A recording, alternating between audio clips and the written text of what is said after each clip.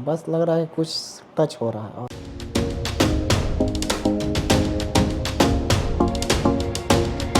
आज की इस वीडियो में हम हेयर ट्रांसप्लांट का पूरा प्रोसीजर आपको दिखाने वाले हैं। इस सर्जरी में सबसे पहला स्टेप होता है कि आपकी हेयर लाइन को बनाया जाएगा। हेयर लाइन में पूरा फोकस किया जाता है कि आपकी हेयर लाइन को बिल्कुल नेचुरल बनाया जाए। सारे मेजरमेंट से इसको मापा जाता है, इसके बाद ही आपकी हेयर लाइन को फाइनल किया जाता है। हेयर लाइन बनने के बाद फिर आपके बालों को ट्रिम किया जाएगा। ट्रिम इसलिए किया जाता है ताकि आपकी हेयर लाइन प्रॉपर दिख सके और आपकी ग्राफ्ट बहुत ही अच्छे से लग सकें, ताकि आपके रिजल्ट में किसी भी प्रकार का कंप्रोमाइज़ ना हो। और ट्रिम होने के बाद आपकी उस डोनर एरिया को सिलेक्ट किया जाता है, मतलब यहाँ से आपकी ग्राफ्ट्स को निकाला जाना है।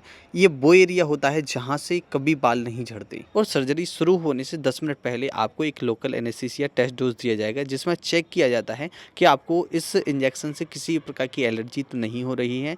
इसके बाद ही आपकी सर्जरी को शुरू किया जाता है। अब हम लोग फाइनली सर्जरी रूम की तरफ बढ़ते हैं और सर्जरी रूम में पहुँचकर सबसे पहले ये डर्मा चेयर जो लगा हुआ है, इस पर पेशेंट को उल्टा लेटना होता है, क्योंकि डोनर एरिया ऊपर की तरफ होता है, यहाँ से ग्राफ्ट्स को निकाला जाना है। तो अब इनकी सर्जरी स्टार्ट हो जाती है, जिसमें सबसे पहले इनकी डोनर एरिया को शून्य किया जाएगा।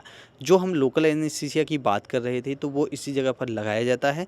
जब लगाते हैं तो शुरुआत में एक थोड़ा सा दर्द तो स्टार्ट होता है, बाकी एक टाइम ऐसा आता है कि इसका एहसास होना बंद हो जाता है। और फिर हमारी जब पूरी स्किन शून्य हो जाती है, तब पेशेंट का हेयर एक्सट्रैक्शन शुरू होता है, जिसमें हम पेशेंट से कुछ बात करते हैं। तो अब सबनाथ भाई का हेयर एक्सट्रैक्शन चल रहा है, जिसमें डोनर एरिया से ग्राफ्ट निकाले जाते हैं। तो ये जो आपको थोड़ी सी आवाज़ आ रही होगी, ये पंच की आवाज़ आती है, जो कि आप वीडियो में देख सकते हैं कि इस तरीके से ग्राफ्ट्स को निकाला जाता है।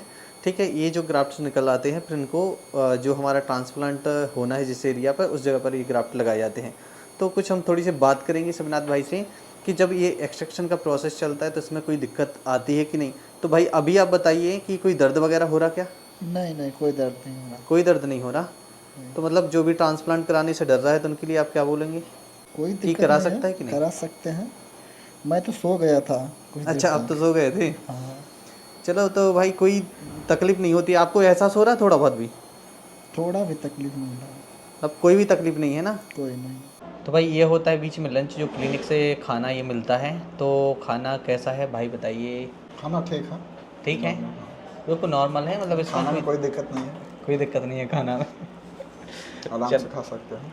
ठीक है, और खाना पीना भी खाने में कोई प्रॉब्लम नहीं जाती ना?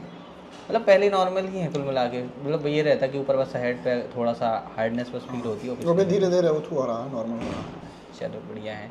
तो अभी तक के सारे प्रोसीजर मैंने आपको दिखा दिए। ये अब जो चल रहा है, इसमें इनकी स्लिट बनाई जा रही है, मतलब कि यहाँ पर ग्राफ्ट को लगाया जाना है। तो भाई से भी हम बात करते हैं कि अभी कोई दिक्कत हो रही है क्या आपको? नहीं कोई दिक्कत नहीं। कोई दिक्कत नहीं है, मतलब आपको थोड़ा बहुत एहसास हो रहा है? नहीं बस लग रहा है कुछ टच हो रहा है और टच बाकी हो रहा कुछ है, नहीं। बस कोई दर्द वगैरह तक नहीं? नहीं कोई दर्द नहीं। चलो तो ठीक है, इनका जो अभी ग्राफ्ट्स जब लगाए जाएंगे तो वो भी हम आपको दिखाएंगे कि उसमें कोई दिक्कत जाती है कि नहीं। मतलब पूरा प्रोसीजर बिल्कुल सिंपल होता है, कोई दिक्कत नहीं होती है। तो जो अभी मैंने आपको लास्ट में बताया कि इनके जो ग्राफ्ट्स निकल चुके थे, और ग्राफ्ट निकलने के बाद इनकी स्लिट बन चुकी थी, और स्लिट के बाद फिर होता है फाइनली इम्प्लांटिंग। इम्प्लांटिंग में अब क्या चल रहा है, तो अब हम भाई से बात करते हैं। कोई तकलीफ वगैरह तो नहीं है? नहीं कोई तकलीफ नहीं। कोई तकलीफ नहीं है। कोई नहीं। आप कहाँ से हैं?